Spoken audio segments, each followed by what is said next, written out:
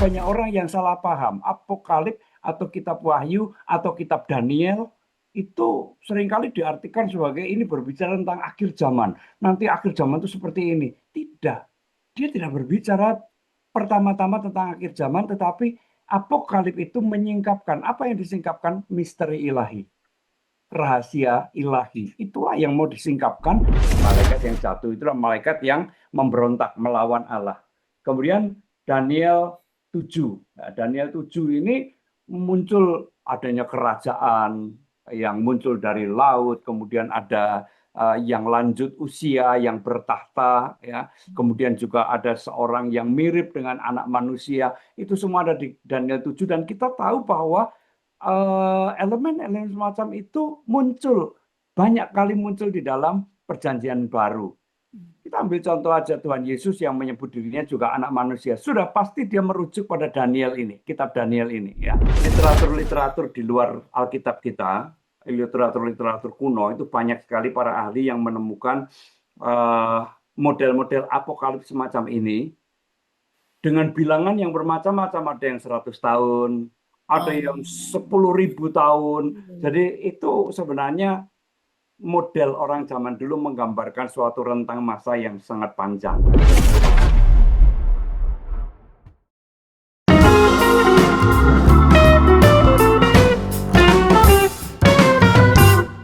Sahabat YKB, sahabat Ngulik Alkitab, kita jumpa kembali dalam program Ngulik Alkitab. Program Ngulik Alkitab ini diselenggarakan sebagai media, sebagai sarana bagi kita membaca Alkitab dan tentu saja melihat setiap pesan yang berharga, pesan yang bernats dalam setiap teks yang kita ulik, dan tentu saja melihat relevansinya untuk kehidupan kita sehari-hari.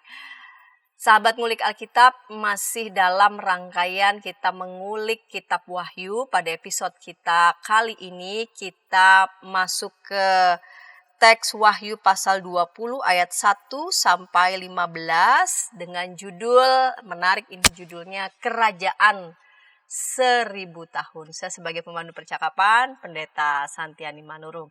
Dan sahabat yang akan menolong kita untuk mengulik teks Wahyu pasal 20 ayat 1 sampai 15 di bawah judul Kerajaan 1000 tahun adalah Bapak Pendeta Mungki Asasmita. Saya mau sapa dulu by Zoom. Bapak Pendeta Mungki, salam jumpa kembali Pak Pendeta. Ya, selamat jumpa lagi. Pak Pendeta Mungki tetap produktif dan saya percaya pun pada saat emeritus nanti menjalani masa emeritat, Pak Pendeta tetap akan terus berkarya melayani menjadi berkat. Mudah-mudahan, terima kasih. Baik Pak Pendeta, kita akan mulai saja episode kali ini. Kita akan buka dalam doa, Bapak Pendeta dapat memimpin kita dalam doa. Baik, mari Bapak Ibu dan saudara sekalian dimanapun berada, kita akan membuka ngulik Alkitab ini dengan bersama-sama berdoa. Mari kita berdoa. Bapa di dalam surga, sungguh kami bersyukur bahwa pada hari ini kami boleh dipertemukan, sekalipun tidak secara langsung tetapi melalui media Zoom, tetapi hal ini tidak mengurangi dari kualitas perjumpaan kami. Dan jikalau pada kesempatan ini kami hendak kembali mengulik Alkitab, kiranya roh Tuhan senantiasa beserta dengan kami, menolong kami semua sehingga kami juga dimampukan untuk memahami apa yang Tuhan firmankan kepada kami. Terima kasih ya Bapa, di dalam Kristus kami berdoa. Amin. Amin. Baik, saya akan membaca Wahyu 20 ayat 1 sampai 15, Kerajaan 1000 tahun. Lalu aku melihat seorang malaikat turun dari surga memegang anak kunci jurang maut dan suatu rantai besar di tangannya. Ia menangkap naga, si ular tua itu yaitu iblis atau satan, dan mengikatnya selama 1000 tahun. Ia melemparkannya ke dalam jurang maut, lalu menutup jurang maut itu dan memeteraikannya di atasnya, supaya ia jangan lagi menyesatkan bangsa-bangsa sebelum berakhir masa 1000 tahun itu. Setelah itu ia akan dilepaskan untuk waktu yang singkat. Lalu aku melihat tahta-tahta dan orang-orang yang duduk di atasnya.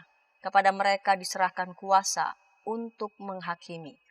Aku juga melihat jiwa-jiwa mereka yang telah dipenggal kepalanya karena kesaksian tentang Yesus Dan karena firman Allah yang tidak menyembah binatang itu dan patungnya, dan yang tidak juga menerima tandanya pada dahi dan tangan mereka, mereka hidup kembali dan memerintah sebagai raja bersama Kristus untuk masa 1000 tahun. Namun orang-orang mati lainnya tidak hidup kembali sebelum berakhir masa 1000 tahun itu. Inilah kebangkitan pertama. Berbahagia dan kuduslah orang yang mendapat bagian dalam kebangkitan pertama itu. Kematian yang kedua tidak berkuasa atas mereka, tetapi mereka akan menjadi imam-imam Allah dan Kristus, dan mereka akan memerintah sebagai raja bersama Dia selama 1000 tahun. Setelah masa 1000 tahun itu berakhir, iblis akan dilepaskan dari penjaranya. Ia akan pergi menyesatkan bangsa-bangsa pada keempat penjuru bumi, yaitu Gog dan Magog, dan mengumpulkan mereka untuk berperang. Jumlah mereka sama dengan banyaknya pasir di laut. Lalu naiklah mereka ke seluruh dataran bumi dan mengepung perkemahan tentara orang-orang kudus dan kota yang dikasih itu. Namun dari langit turunlah api menghanguskan mereka, dan iblis yang menyesatkan mereka dilemparkan ke dalam lautan api dan belerang, tempat binatang dan nabi palsu itu. Mereka akan disiksa siang malam sampai selama-lamanya. Lalu aku melihat suatu tahta putih yang besar, dan Dia yang duduk di atasnya. Dari hadapannya lenyaplah bumi dan langit, dan tidak ditemukan lagi tempatnya. Aku melihat orang-orang mati besar dan kecil berdiri depan tahta itu. Lalu dibuka semua kitab, dan dibuka juga sebuah kitab lain, yaitu kitab kehidupan. Orang-orang mati dihakimi menurut perbuatan mereka, berdasarkan apa yang tertulis di dalam kitab-kitab itu. Laut menyerahkan orang-orang mati yang ada di dalamnya. Maut dan kerajaan maut menyerahkan orang-orang mati yang ada di dalamnya. Mereka dihakimi masing-masing menurut perbuatannya. Kemudian maut dan kerajaan maut itu dilemparkan ke dalam lautan api. Itulah kematian yang kedua, lautan api. Setiap orang yang tidak ditemukan namanya tertulis di dalam kitab kehidupan itu dilemparkan ke dalam lautan api itu. Baik Pak Pendeta, mungkin ini judulnya menarik dan mengundang pertanyaan tentang kerajaan 1000 tahun. Tentang kerajaan 1000 tahun ini Pak Pendeta ada berbagai macam pandangan, atau kan ada berbagai macam gereja, denominasi ya, menyoroti tentang kerajaan 1000 tahun. Ada berbagai macam pandangan apa aja sih yang memberikan sorotan tentang kerajaan 1000 tahun ini? Ya, jadi betul Bu Pendeta Santi. Jadi paling tidak dengan kerajaan 1000 tahun ini ada 4 pandangan yang berbeda satu dengan yang lain. Ya. Nah, ini istilahnya memang istilah dalam bahasa Inggris, yaitu yang pertama adalah post-tribunal atau tribulation. Post-tribulation, premillennialism. Ya. Kemudian juga itu yang pertama, yang kedua pre-tribulation, jadi dispensasional, premillennialism. Ya. Kemudian juga post-millennialism, dan amillennialism. Ya. Nah, itu ada 4 pandangan yang berbeda satu dengan yang lain. Jadi pada umumnya pandangan yang pertama sampai dengan yang ketiga itu sibuk dengan urusan kapan kerajaan 1000 tahun atau milenialisme itu hadir di bumi, terjadi di bumi. Ya. Ada yang mengatakan sesudah kesusahan besar, post-tribulation. Ada yang pandangan yang mengatakan pre-tribulation, jadi sebelum sebelum kesusahan besar.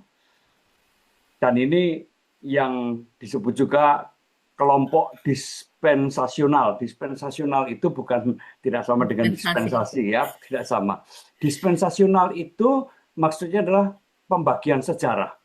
Jadi ada sejarah dunia atau sejarah umat manusia ini dibagi dalam beberapa tahap. Ya, tahapnya antara lain tahap Adam dan Hawa, tahap kejatuhan, tahap Musa dan sebagainya, lalu kemudian tahap sampai dengan tahap gereja begitu.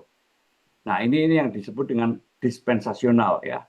Orang yang menganut pre-tribulation itu juga sekaligus menganut paham dispensasional, sejarah yang dibagi dalam beberapa tahap tadi. Kemudian juga post millennialism. Nah, kelompok ini mengatakan bahwa kerajaan 1000 tahun itu nanti ya, sesudah kedatangan Kristus ya. Kemudian ada kelompok amillennialism. Nah, gereja-gereja mainstream umumnya menganut paham yang terakhir ini, yaitu amillennialism. Ya, contohnya misalnya Luther, ya, tokoh reformator dan juga Calvin. Ya, mereka menolak pandangan bahwa kerajaan 1000 tahun itu masih nanti. Ya. Jadi baik post tribulation, premillennialism maupun juga premillennialism itu dan post millennialism ada kesamaannya. Kesamaannya adalah mereka sibuk dengan urutan, berusaha merekonstruksi. Habis ini terjadi ini, habis ini terjadi ini. Nah, sedangkan millennialism tidak demikian. Kelompok amillennialism itu menganggap bahwa ya kerajaan 1000 tahun itu dimulai dari sejak Pentakosta. Bahkan ada yang kemudian mengatakan mundur lagi, bukan sejak Pentakosta tapi sejak kebangkitan Kristus. Ya, sejak Yesus dibangkitkan dari kematiannya itu sebenarnya sudah memasuki era millennialism. Angka 1000 itu kan tidak perlu diartikan secara harafiah matematis, ya. Karena di Alkitab seringkali angka itu bermain sebagai simbol, punya makna. Nah, 1000 itu nampaknya juga mempunyai makna rentang waktu yang sangat panjang, sehingga tidak tahu kapan masa dan waktu seperti yang dikatakan oleh Tuhan Yesus dalam kisah para rasul. Sebelum dia naik ke surga, murid-murid bertanya kapan kerajaan Israel dipulihkan, dan kemudian Tuhan Yesus menjawab, kamu tidak perlu tahu, itu urusan Bapa. Ya.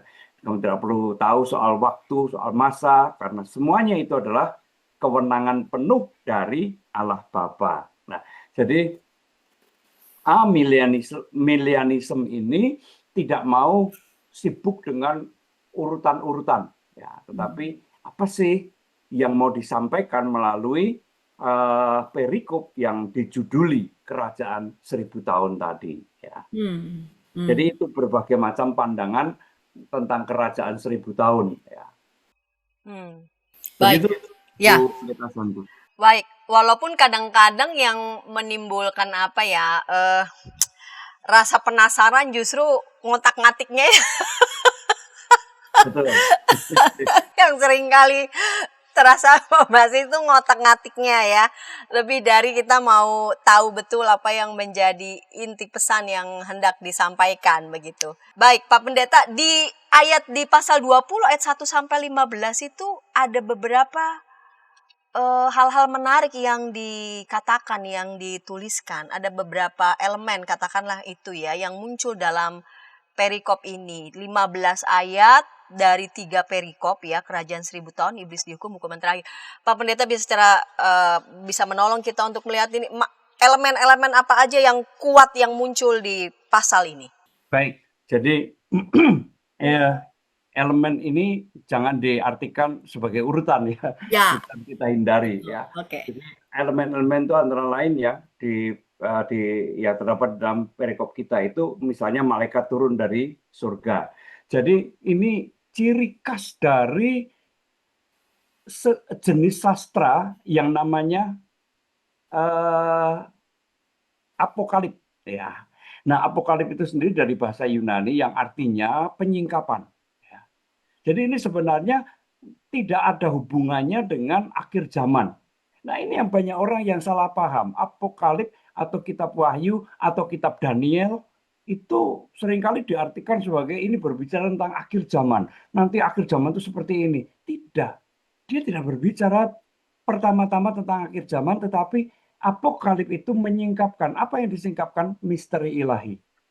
rahasia ilahi. Itulah yang mau disingkapkan melalui bacaan kita. Nah, di dalam sastra-sastra apokalip ini selalu ada yang namanya interpreter atau penafsir. Dan penafsir ini biasanya adalah makhluk-makhluk ilahi, yaitu malaikat. Ya, itu sebabnya sering dalam bacaan di dalam kitab Wahyu itu malaikat turun, malaikat meniup sangkakala, membuka meterai dan sebagainya. Itu memang ciri khas dari sastra yang apokalip ini tadi. Ya. Nah, elemen itu muncul pertama, malaikat turun dari surga. Kemudian ada naga, ular tua, setan dan iblis. Kemudian juga ada para martir yang dipenggal kepalanya. Kemudian mengalami kebangkitan yang pertama, sementara mereka yang bukan martir itu nanti setelah 1000 tahun itu berlalu. Kemudian juga mereka yang martir dan dibangkitkan itu dikatakan menjadi imam-imam Allah dan Kristus dan memerintah bersama Allah dan Kristus selama 1000 tahun. Nah, setelah usai 1000 tahun itu maka muncullah penyesat bangsa-bangsa yaitu Gog dan Magog. Nah, ini kita lihat, nanti mungkin kita bisa uraikan lebih ini, muncul dari kitab Yeskiel. Ya, kata Gog dan Magog itu muncul dari kitab Yeskiel. Bedanya adalah di kitab Yeskiel itu Magog itu bukan nama pribadi tapi nama daerah. Kalau kita memperhatikan bacaan di dalam kitab Yeskiel dikatakan Gog dari tanah Magog. Ya, jadi tapi di sini kemudian berubah menjadi semacam nama pribadi atau nama sebuah bangsa. Ya, Gog dan Magog yang menyerang kemah orang-orang kudus dan kota yang dikasihi, ya, kota yang terkasih. Nah, tapi toh kemudian Allah tidak tinggal diam, Allah turun tangan dan iblis dihanguskan, dilemparkan ke dalam lautan api, dan itulah yang disebut dengan kematian yang kedua. Lalu diakhiri dengan elemen terakhir yaitu pengadilan terakhir. Itu elemen-elemen penting yang muncul dalam perikop kita, Bu. Baik, nanti dari elemen-elemen itu kita lihat ya bagaimana ini kita perlu untuk maknai. Kita akan melihat itu bersama-sama nanti di segmen kedua, namun sebelumnya kita dengarkan pesan-pesan berikut ini. Shalom adik-adik, hari ini Kepik berkeliling dari desa ke desa. Kepik pengen ke rumah Pak Tani. Coba, ada yang tahu nggak di rumah Pak Tani ada apa saja? Ayo coba tebak. Apa coba? Betul, ada sapi. Mo. Mereka sekarang rukun dan jalan bersama-sama pulang ke rumah Pak Tani. Kak Evelyn, tapi sebelum tidur aku mau dengar dongeng dulu. Katanya tadi sudah ngantuk. Pokoknya aku mau dengar dongeng dulu, kakak. Jadi pangku nih. Kayak cerita ya, siap? Ayam buta hanya bisa mendengar suara orang berseru-seru sambil berlari. Lari, kebakaran. Sekarang kodok lumpuh itu bebas berada di atas punggung semua ayam. Kemanapun dia mau pergi, ayam-ayam siap membawanya dengan senang hati.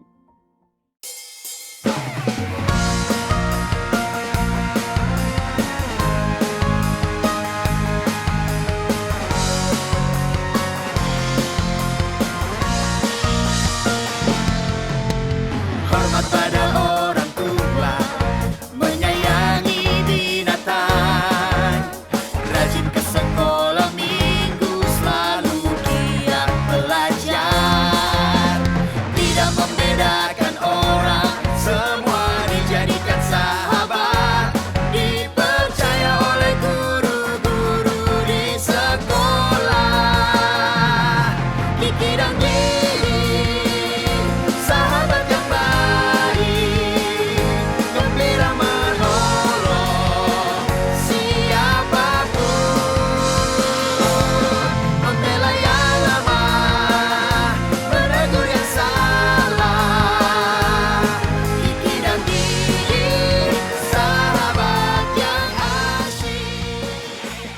Hai hai hai kiddos. Ku datang dan Inci, betul. Kodok lumpuh dan ayam buta. Kidi time.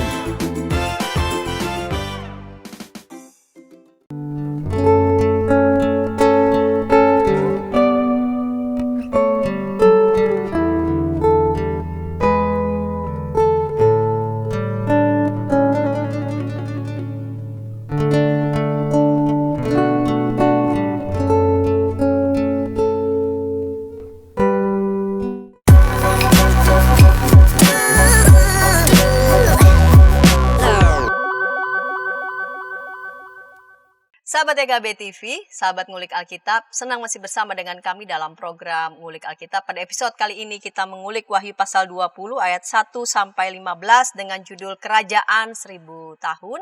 Dan narasumber yang akan menolong kita mengulik teks ini adalah Bapak Pendeta Mungki Asasmita. Kita memasuki segmen yang kedua. Baik Pak Pendeta, kita lanjut di segmen yang kedua ini. Wahyu pasal 20 ayat 1 sampai 15 ini kalau berdasarkan pembagian perikopnya kan LAI kasih kerajaan 1000 tahun iblis dihukum hukuman yang terakhir. Kalau dari Pak Pendeta sendiri melihat ini menjadi berapa bagian besar untuk nanti kita akan tiba pada dari pasal-pasal lalu kemudian kita dapat menemukan makna yang utuh. Baik, dalam hal ini kita bisa sebenarnya agak mengacu pada pembagian yang dibuat oleh LAI. Saya kira hanya ada sedikit perbedaan lah. Jadi perikop Wahyu pasal 20 ayat 1 sampai 15 itu dapat kita bagi sebenarnya menjadi 4 bagian. Yaitu bagian pertama adalah Wahyu 20 ayat 1 sampai 3, kemudian ayat 4 sampai 6. Nah, ayat 4 sampai 6 inilah sebenarnya yang berbicara tentang kerajaan 1000 tahun. Lalu kemudian setelah ayat 4 dan 6 bagian yang ketiga adalah ayat 7 sampai dengan ayat yang ke-10. Di situ dipersaksikan tentang bagaimana kekuatan jahat, ya, kuasa-kuasa jahat itu dilepaskan dan kemudian mulai menyerang entah itu perkemahan orang-orang kudus ataupun juga kota yang terkasih yang diungkapkan di sana. Terjadi penyesatan bangsa-bangsa. Kemudian bagian yang keempat atau yang terakhir adalah 20 ayat 11 sampai 15 tentang penghakiman terakhir. Jadi kita bagi menjadi 4. Kalau di LAI itu kan hanya dibagi menjadi 3. 20 ayat 1 sampai dengan ayat yang ke-6, lalu 7 sampai dengan yang ke-10, 11 sampai dengan ke-15. Untuk bagian yang 20 ayat 1 sampai 6 itu saya bagi menjadi 2. Oke. Baik. Pak Pendeta, tadi Pak Pendeta sudah menyebut ada kitab Daniel, ada kitab Yehezkiel, itu kan 2 kitab ini dalam perjanjian lama. Apa perlunya kita perlu ingat begitu? Ini ada beberapa yang disebutkan dalam kitab Wahyu juga merefer nih kepada beberapa kitab perjanjian lama. Apa perlunya kita juga penting untuk membaca beberapa rujukan dalam kitab perjanjian lama ini? Ya. Terima kasih, betul Bu Santi. Jadi Apokalip itu sangat dipengaruhi oleh teks-teks perjanjian lama, khususnya kitab Yesaya juga, ya, Yesaya, kemudian Yehezkiel dan juga tentu saja kitab Daniel, ya, terutama Daniel pasal yang ke-7 dan seterusnya itu. Jadi kitab Daniel itu kan sebenarnya bisa dibagi menjadi 2, pasal 1 ayat sampai 6 dan 7 dan seterusnya sampai selesai. Nah, 7 sampai selesai itu bersifat apokalip sebenarnya. Nah, elemen-elemen yang kita lihat seperti misalnya tentang malaikat, kemudian tentang penghukuman kuasa-kuasa jahat, Gog dan Magog, itu semua kita dapatkan dari perjanjian lama. Ada banyak juga tradisi-tradisi atau literatur Yahudi, tetapi itu kan sulit karena kita tidak mungkin mendapatkan atau tidak mudah untuk mendapatkan literatur tersebut, ya. Tetapi paling tidak kita bisa membaca beberapa bagian di dalam kitab Perjanjian Lama, yaitu misalnya Yesaya pasal 24 ayat 21 dan seterusnya. ya. Ini berbicara tentang malaikat yang jatuh, ya, yang kemudian dipercaya sebagai menjadi iblis gitu ya. Malaikat yang jatuh itulah malaikat yang memberontak melawan Allah. Kemudian Daniel 7. Nah, Daniel 7 ini muncul adanya kerajaan yang muncul dari laut, kemudian ada yang lanjut usia, yang bertahta, ya. Kemudian juga ada seorang yang mirip dengan anak manusia. Itu semua ada di Daniel 7 dan kita tahu bahwa elemen-elemen semacam itu banyak kali muncul di dalam perjanjian baru. Kita ambil contoh aja Tuhan Yesus yang menyebut dirinya juga anak manusia. Sudah pasti dia merujuk pada Daniel ini, kitab Daniel ini, ya. Nah, perlu juga saya berikan informasi bahwa apokalip ini berkembang diperkirakan antara tahun 200 sebelum Masehi sampai dengan 200 Masehi. Jadi terentang sekitar 400 tahun. Bayangkan sebuah bentuk sastra yang dipakai yang cukup akrab dengan sebuah masyarakat, yaitu masyarakat Yahudi, berkembang sepanjang 400 tahun. Sehingga itu pasti berpengaruh sekali bagi orang-orang, terutama orang-orang Yahudi, ya.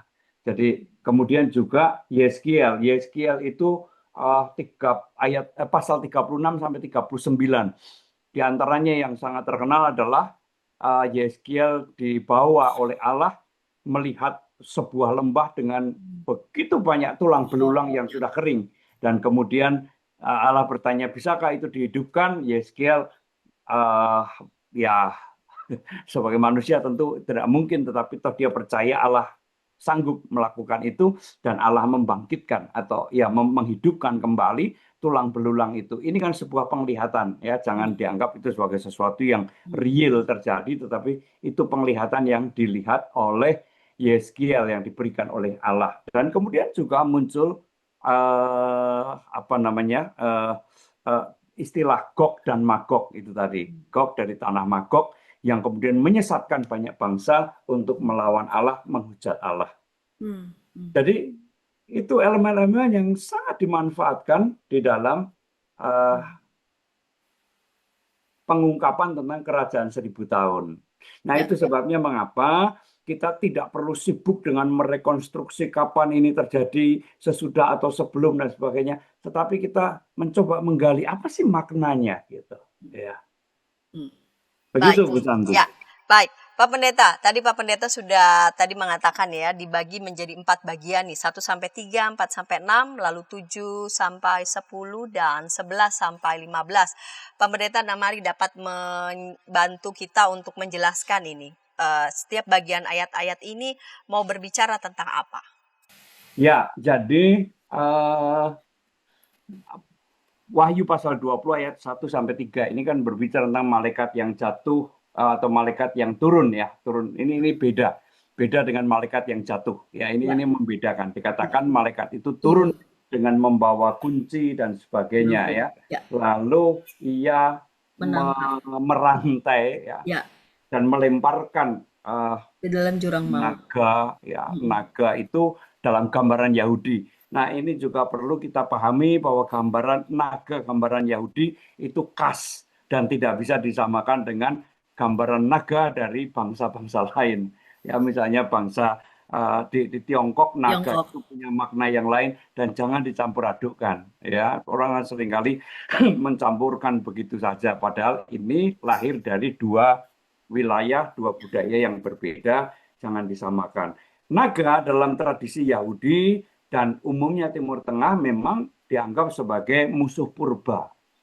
Ya, suatu kekuatan yang jahat. Kemudian juga ular tua, ya, dikatakan ular tua.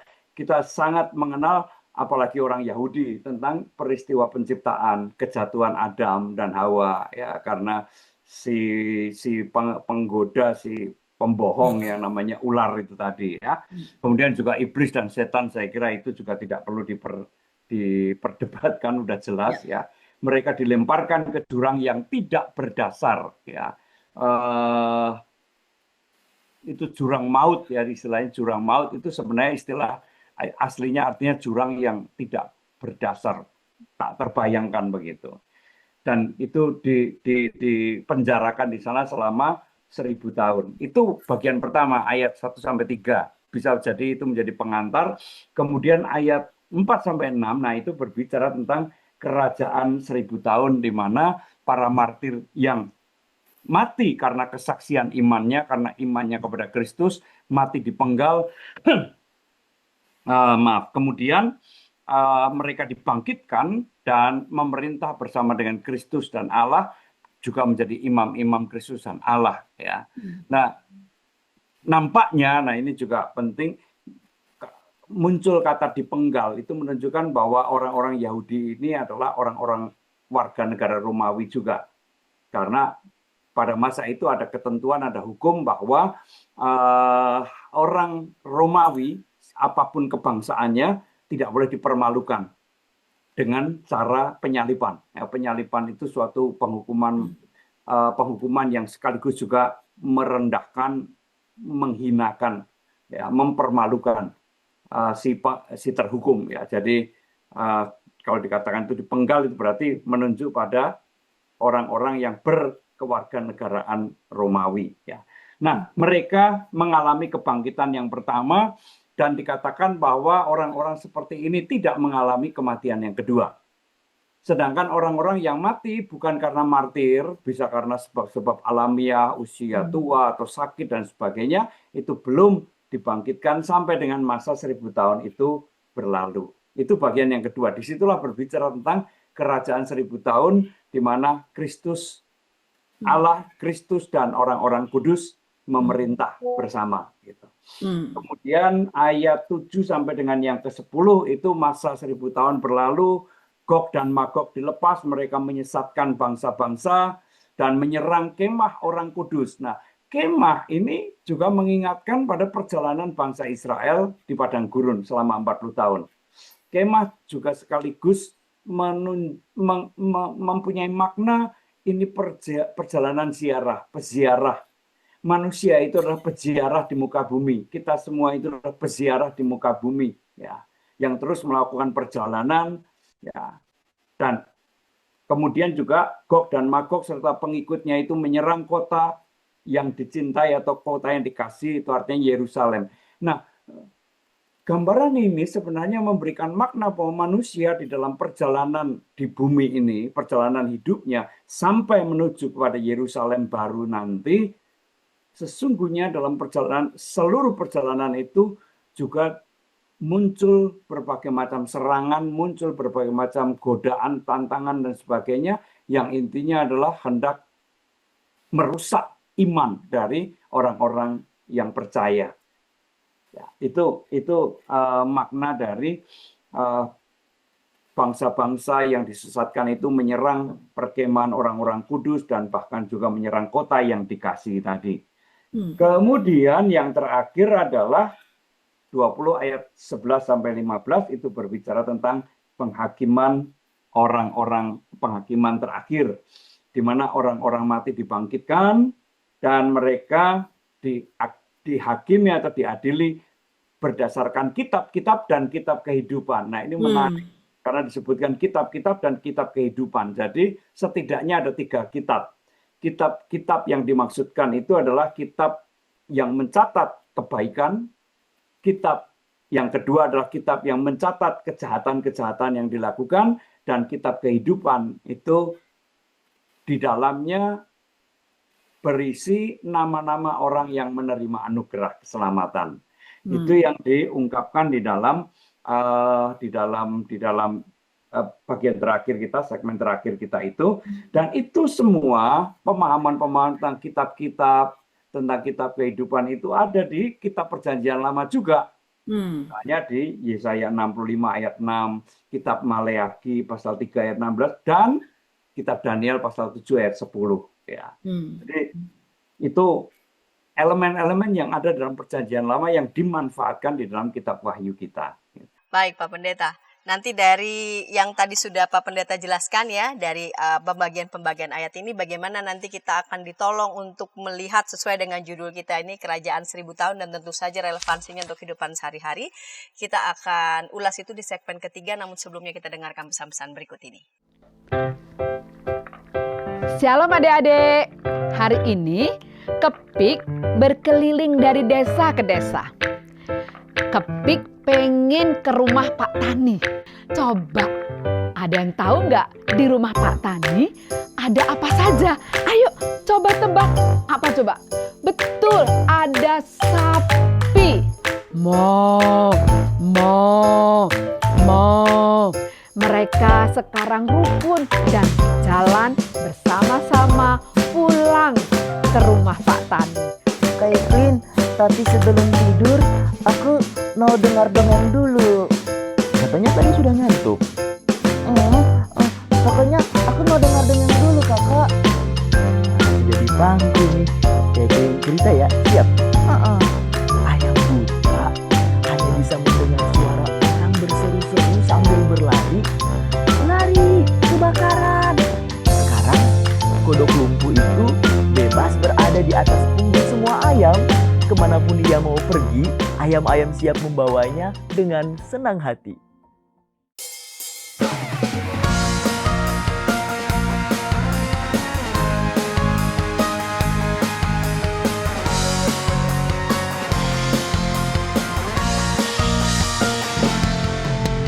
Hormat pada orang tua, menyayangi binatang, rajin ke sekolah minggu, selalu giat belajar, tidak membedakan orang, semua dijadikan sahabat, dipercaya oleh guru-guru di sekolah. Kiki dan Gigi, sahabat yang baik, gembira menolong siapapun, membela yang lemah, menegur yang salah. Kiki dan Gigi, sahabat yang asyik. Hai hai hai kiddos. Inci, betul. Kodok lumpuh dan ayam buta Kidi Time.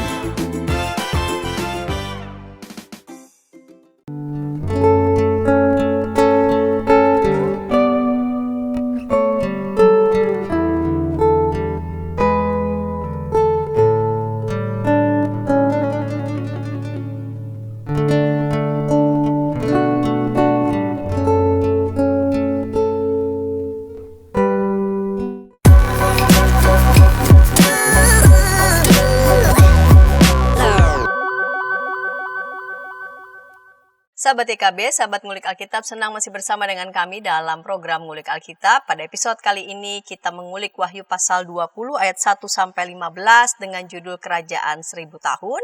Kita memasuki segmen ketiga, segmen penutup. Saya mengajak sahabat dapat berinteraksi di kolom komentar yang sudah tersedia dengan narasumber Bapak Pendeta Mungki Asasmita. Baik Pak Pendeta, kita lanjut segmen 3 ini, segmen penutup.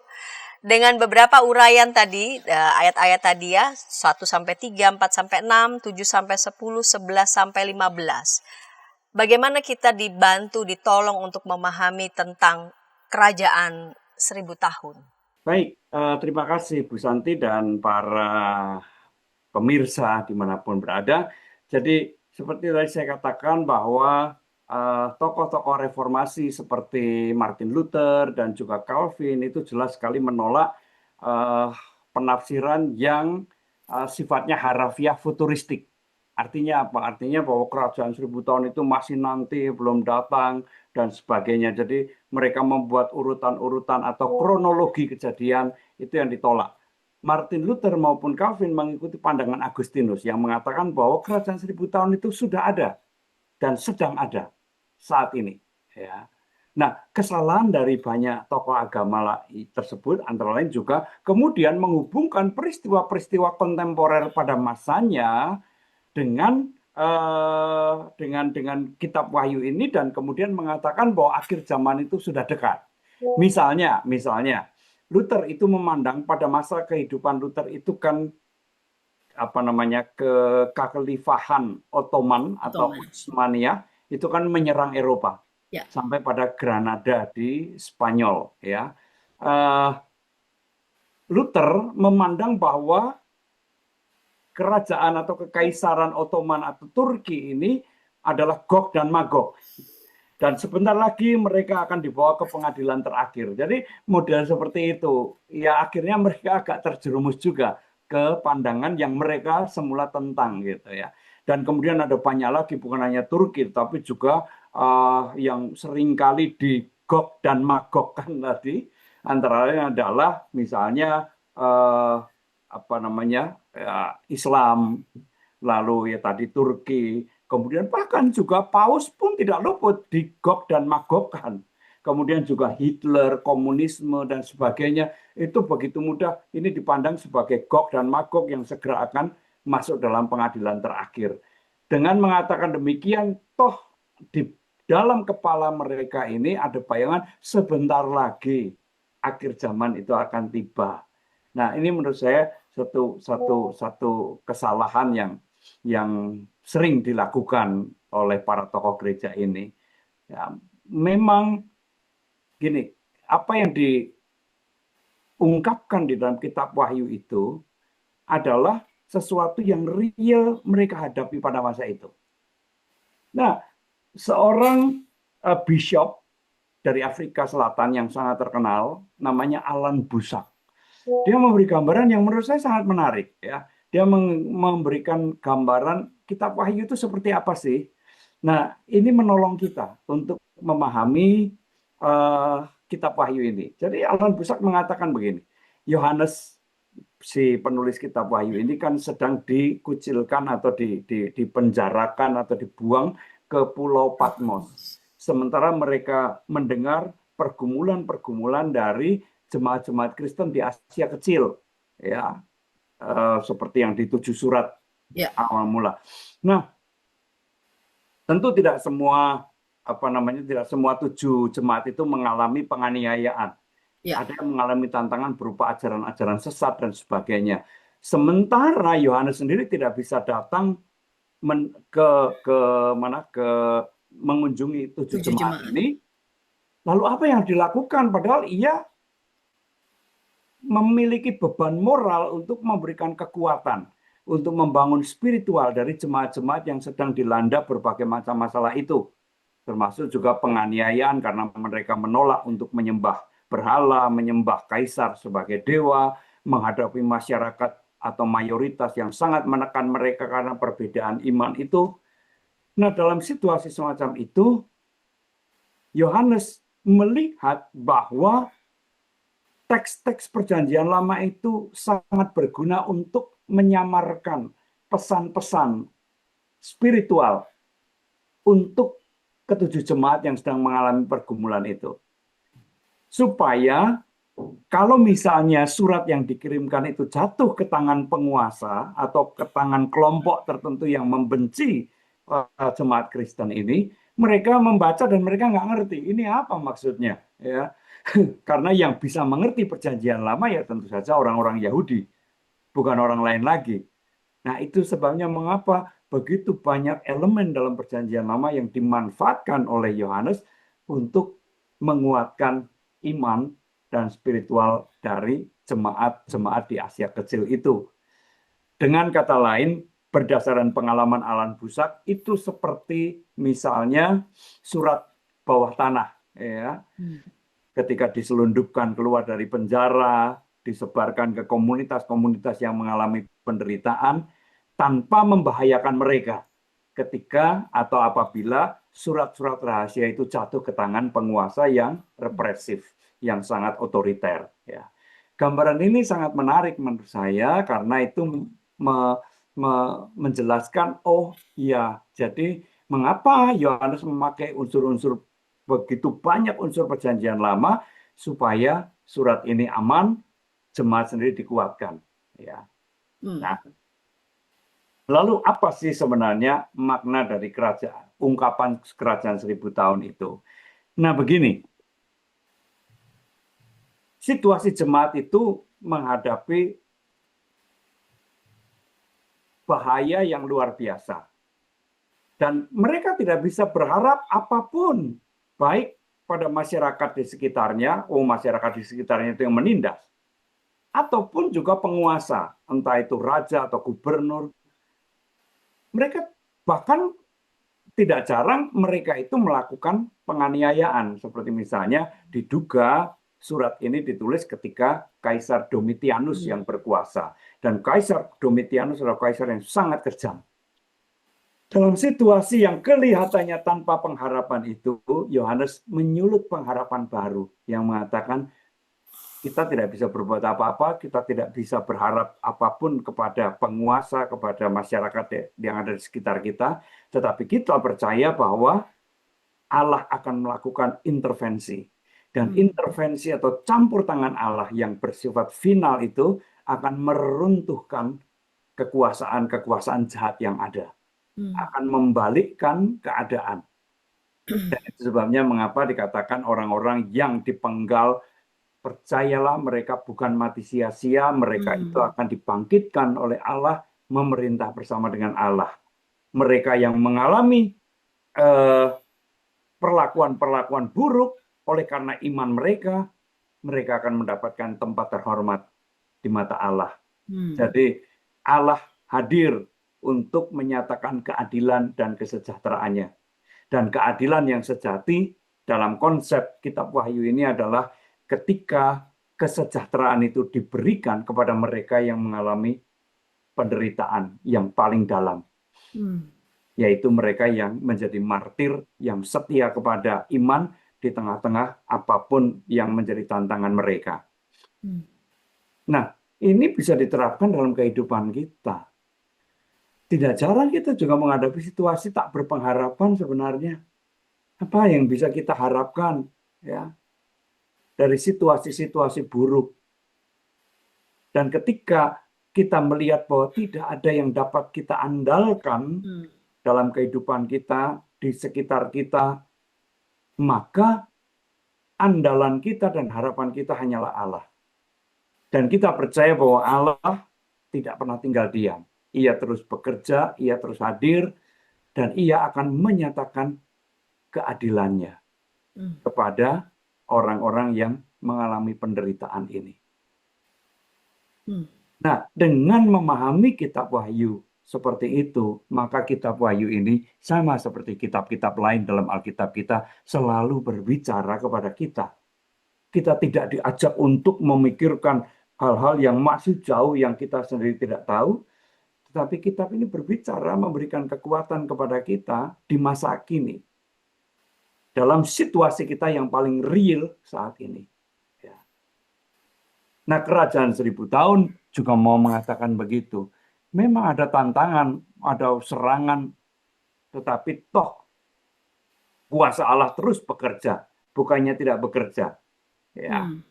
Dengan dipenjarakannya, diikatnya, ya, setan itu kan menunjukkan bahwa kekuatan-kekuatan jahat itu tidak sepenuhnya musnah. Tetapi ada saatnya nanti di mana kekuatan jahat memang akan betul-betul dimusnahkan. Ya. Nah, tetapi tidak berarti lalu kemudian ini kita berbicara tentang akhir zaman. Tetapi kita mau berbicara tentang bagaimana pergulatan ini mencapai pada puncaknya, di mana Allah lah yang akan memenangkan pergumulan dan pergulatan ini. Kuasa Allah itu sungguh nyata, keadilan dan kesejahteraan Allah dinyatakan kepada orang-orang yang mengalami penderitaan, entah karena dia melakukan kebenaran, entah dia memperjuangkan iman percayanya. Atau kedua-duanya tentunya ya, iman dan kebenaran yang diwujudkan dalam kehidupannya. Begitu Bu Santi. Jadi 1000 tahun itu tidak menunjukkan bilangan matematis. 1000 berarti cuma 1000 tahun, ini aja udah abad berapa?